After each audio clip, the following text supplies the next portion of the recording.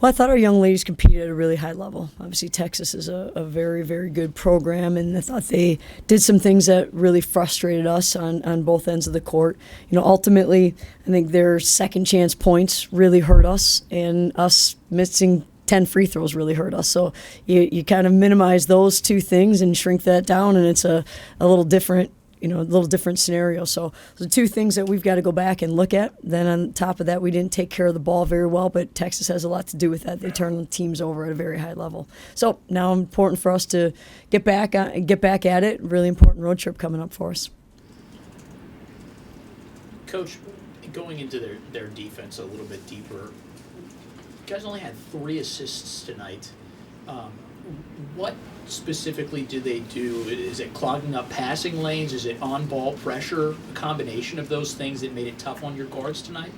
Well, I thought when we did have some opportunities, we missed them. I thought we had some penetrate kick opportunities and we didn't hit them. I mean, we were 3 of 18 or something like that from the arc. So, I mean, you're not going to get assists if you're not making shots. That's the first thing, and then that could have been, if we make all those, it's 15 more assists. That changes life, it changes the perspective of all that. At the same time, they're very, very good at really locking in and trying to take away the next pass in a lot of other scenarios. So I thought we did a good job at times of really attacking the rim, and getting in the paint against a team that's really hard to get in the paint and score against. And so I think they switched a couple screens on us with some of our guards, and that was something that they do it to deny, and so that makes it a little bit tough to just move and swing the basketball the way you can against some other teams.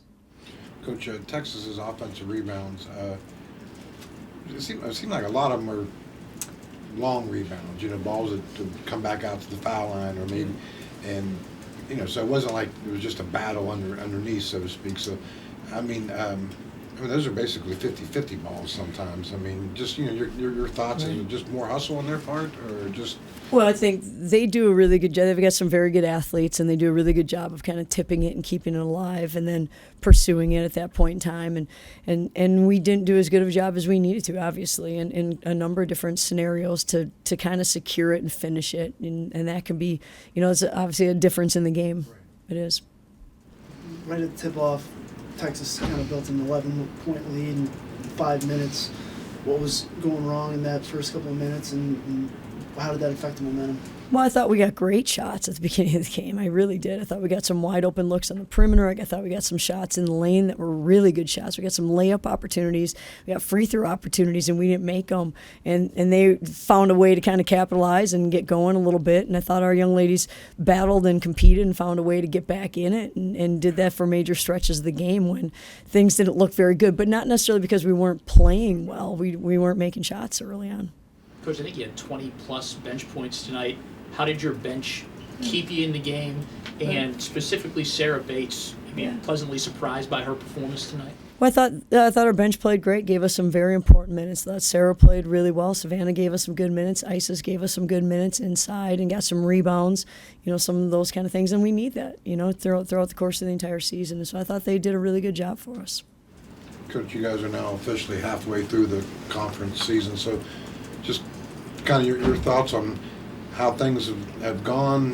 What do you look to for the second half of the conference season, and just kind of where things are right now? Yeah, all I know is that we have to go on the road in a couple of days, and so we're fortunate to get this game in when we did because of kind of some weather concerns and those type of things. So we're thankful that Texas was able to make it here safely. We were able to play this game so that it doesn't impact all the rest of the games coming up. And so, I think ultimately we're battling, we're competing, and that's what you have to continue to do. And I think it's something that each time you're playing against a different team, you've got to continue to make adjustments based on what they're doing and how to attack them and how you have to slow them down. But ultimately, you got to finish plays, and that's something that we didn't do as good of a job as we needed to today. We didn't finish plays. We didn't get rebounds. We didn't get second chance opportunities for us. They got second chance opportunities. When we got to the free throw line, we didn't capitalize on some of those things. So that's things that we can go back and we can continue to work on because it's a big part of what it takes to compete.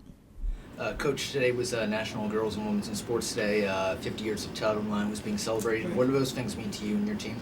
Well, it's really special. There's so many women who've gone into building the foundation here at WVU for us to have this opportunity, and to I know they had to break down some barriers, for women to play, for girls to play in high school and for women to play in college. And so when our players hear some of those kind of stories, it's a little bit shocking, when some of our alumni come back or people that talk to our team and say, man, I didn't even have a chance to do that. It's, pretty special. Or to say, hey, when our alumni came back and they were talking about, their experiences and what it looked like and what their uniforms looked like. And they had the pennies that you actually tied on the side and, they had to share shoes and all those kind of things. So we've come a long way and we've got to continue to battle. So it's a special day for us, obviously, to celebrate how far we've come and to continue to battle to get better. Coach, on top of that, there is a lot of women's sports tradition here at WVU. Right. Kitty Blakemore is, her name is here in the Coliseum, and women's soccer, Nikki Izzo-Brown has been here for a long time. Is that meaningful to you to be a part of that now? It absolutely is. It's an honor, to be following in some. Those are two women who are very, very powerful and built some great programs, and and Nikki's still doing it, so that's really, really impressive. And so great to have her as a mentor here. Coach, you were down 9 at half. Vic was saying he thought that Texas should have been up more. I'm just curious, can you kind of take us through your thoughts at half, and did you feel like you were fortunate to be down 9, or what was the message there? Well, I think certainly for us, we want to continue to work on attacking, and when we attacked, we didn't take care of the basketball. We kind of put our head down and we got into traffic scenarios and turned it over, and so we missed opportunities. So early on, we missed shots. Then we turned the ball over, and so then I thought we did a little bit better job as the game wore on of kind of cleaning some of those things up. But I think fouls kind of added up for us. Not having JJ able to attack is something that hurts us at times, and so we had to play a major stretch of the game without her, and she's someone who can continue to attack and make a lot of things happen. Any other questions for Coach? Okay, All right. thank you. Thank you.